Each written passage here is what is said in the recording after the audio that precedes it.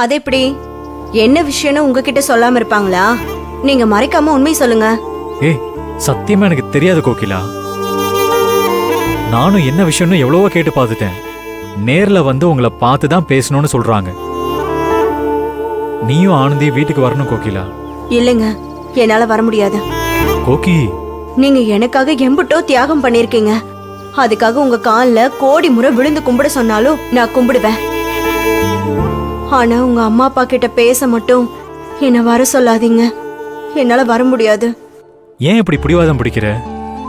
வந்து என்னன்னு தான் கேளு. ஏதாச்சும் நல்லது நடக்க கூட வாய்ப்பு இருக்குல்ல.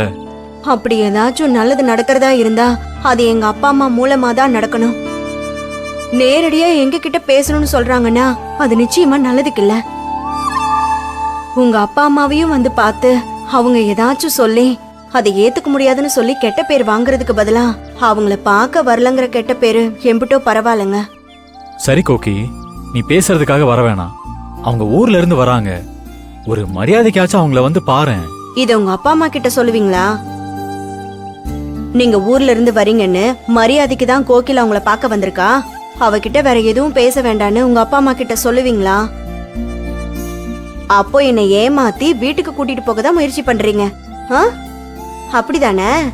கோகி, உங்க அப்பா அம்மா என்ன முடிவுல வராங்கன்னு எனக்கு தெரியாது. நீங்களும் அத பத்தி தெரியாதுன்றீங்க. அத நான் நம்புறேன். ஆனா ஆனந்தி வாழ்க்கை சரியாகாம என்னால உங்க கூட வந்து வாழ முடியாது. என்ன மன்னிச்சுக்கோங்க. என் முடிவை ஏத்துக்கிட்டு தான் என் கூட நிக்கிறீங்க. ஆனா அந்த முடிவை மாத்த சொல்லி யாரு சொன்னாலும் நான் கேட்க மாட்டேன். என்னால வீட்டுக்கு வந்து உங்க அப்பா அம்மாவை பார்க்க முடியாது. அதுக்கு என்ன மன்னிச்சிருங்க. எனக்கு கேண்டீன்ல கொஞ்சம் வேலை இருக்கு. உங்களுக்கு நான் அப்புறமா போன் பண்றேன். ஏய் கோகி, கோகி, என்ன கோவமா போகுது? தம்பி, ஏதாவது பிரச்சனையா?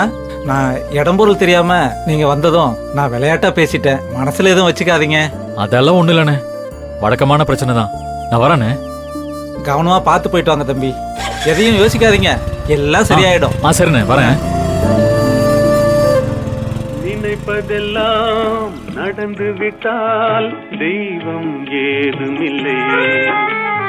நடந்ததையே நினைத்திருந்தால் அமைதி என்றும் இல்லை.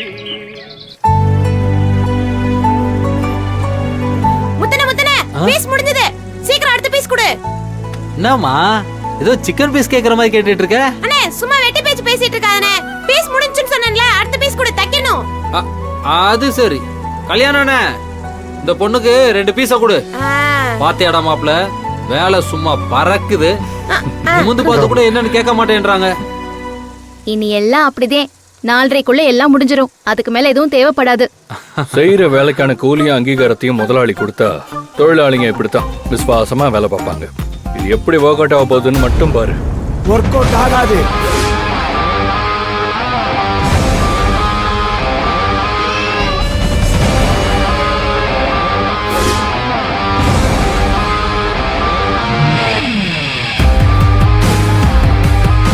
ஏன் சார், ஏன் ஒர்க் அவுட் ஆகுதுன்னு சொல்றீங்க? எப்படி ஒர்க் அவுட் ஆகும்? எப்படி ஒர்க் அவுட் ஆகும்னு கேக்குறேன். என்ன தெரியும் உனக்கு இந்த கார்மெண்ட்ஸ் பிசினஸ் பத்தி? ப்ரொடக்ஷன் ஹெட்டா உட்கார வச்சா உன் இஷ்டத்துக்கு என்ன வேணா முடிவு எடுப்பியா? சார், இப்போ ஏன் சார் கோவப்படுறீங்க? ஏய், யார கேட்டு பீஸ் ரேட்டுக்கு இன்சென்டிவ்ன்ற ப்ரொபோசலை மகேஷ் கிட்ட வச்ச? வேற யார்கிட்ட சார் வைக்கணும்?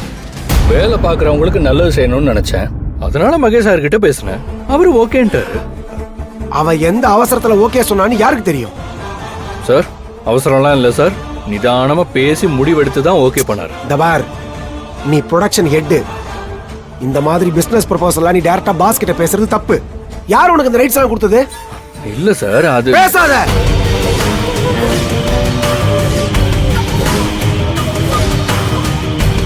உனக்கு கீழே வேலை பார்க்கறவங்க எல்லாம் உன்னை மீறி என்கிட்ட வந்தாங்கன்னா சும்மா இருப்பியா நீ? அவங்கள அந்த நிலைமைக்கு கண்டிப்பா விட மாட்டேன் சார். அவங்களுக்கு தேவையானதை நானே செஞ்சிருவேன். ஏய், என்ன புத்திசாலித்தனமா பேசுறதா நினைப்பா?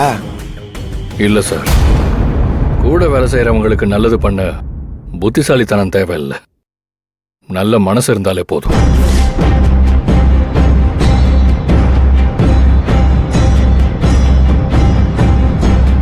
பாருங்க சார், இது ப்ரொடக்ஷன் சம்பந்தப்பட்ட விஷயமா இருந்தா நான் உங்க மூலமா தான் சார் போயிருப்பேன். ஆனா இது ஸ்டாஃப்ஸோட சம்பளம் சம்பந்தப்பட்ட விஷயம். இதுல முடிவெடுக்க வேண்டியது மகேஷ் சார் தான். இந்த கம்பெனி ஆரம்பிச்ச காலத்துல இருந்து இருந்தவர் கருணாகரன்.